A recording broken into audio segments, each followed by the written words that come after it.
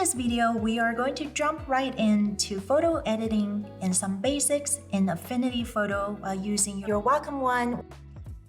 We're going to go into File, Open, and choose the photo that you would like to edit. So today I have prepared a photo that I took of my traditional art that, the colors are looking a little dull. So we're going to use some basics to kind of help amplify the colors. To do this, you can simply go to the Adjustment tab. Let's say we think we want the whites to be a little bit brighter and then the darks to be a little bit more full. We can go into Levels, just click on it. Let's see Darken. This is going to give you a histogram.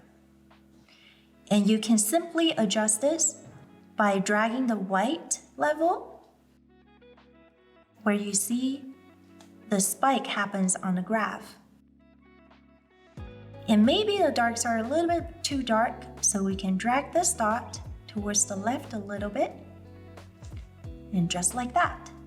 You can close the levels and it's going to automatically save it for you in the Layers menu.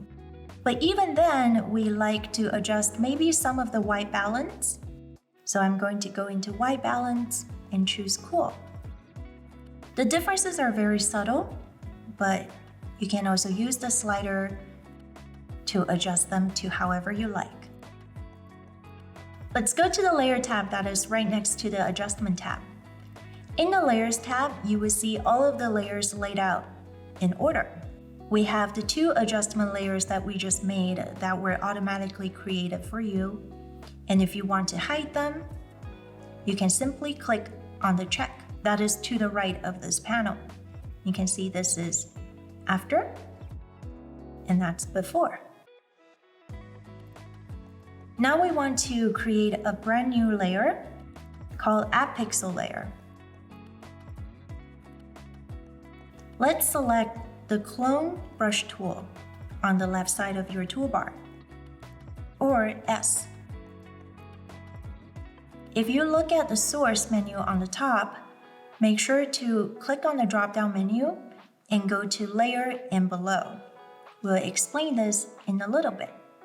We have this piece of art, but I find the shadows to be a little bit distracting from the washi tapes, so I want to edit that out.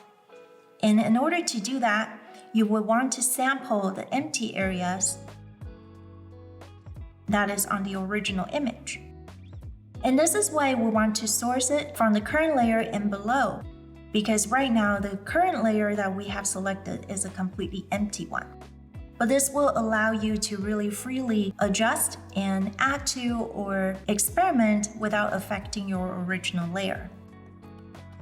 To do this, we want to make sure we have all of the details. So let's zoom in and use the navigator to pan to this side. And now we have a closer look to the shadows. From here, we can hit Alt and click on the areas you would like to sample and simply draw over it.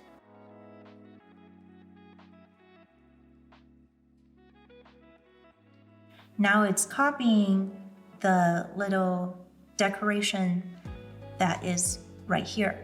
So we don't want that, and we want to sample this area again. It takes a lot of patience and time to do a good photo editing.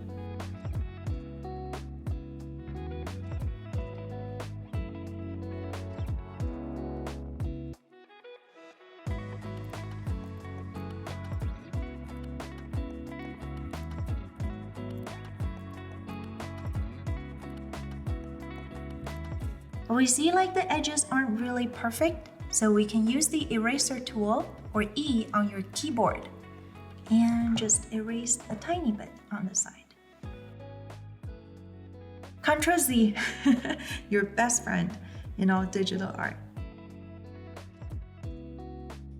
And since, we do want some naturally casted shadows still, so we want to make it a little bit more natural. To do that, we click on the opacity menu over here and use the slider and just put it down to maybe 52, 53, because I'm not about giving you a whole number.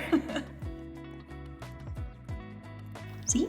Before and after. What I noticed too was that the right side seems a little bit too dark still. So I want to go and use the select brush tool or W on your keyboard. And I can just brush over this part and it'll automatically select the edges that it detects, making a very nice clean selection over here. And from here, I go back to the adjustments. I can go into brightness and contrast and just lighten this part. So when a selection is made, all of your adjustment that will happen is within that selection. So let's see, I make the contrast the brightness a little bit higher, just slightly. And let's go back to the layer tab and see before and after. And from here, all you have to do is hit Ctrl D to deselect. And once you look at your overall image and you are sure you're happy with it, you don't want to have a million different layers in your layer panels, which we all know it happens. We can do Shift, click to select all of the layers that are affecting your image, and right click. I have right click mapped to my pen, so I simply just click on the button on the bottom of the pen and right click and select Merge Visible. Once you have selected Merge Visible, you will see a new layer gets created on top of it. This is because they merged all of the images that you were seeing before onto a top new layer. So if you see that if I turn off all of the other layers, you can still see it because the top one has all of the information. This is really convenient for you to keep all of your older layers in case you need to go back to them. But at the same time, it gives you one single layer that is easy to navigate with.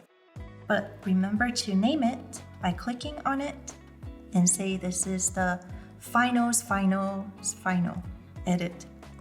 And there you go. That's the very basic editing inside Affinity Photo using your Wacom One. Hope that video was helpful to you, and we'll see you in the next one.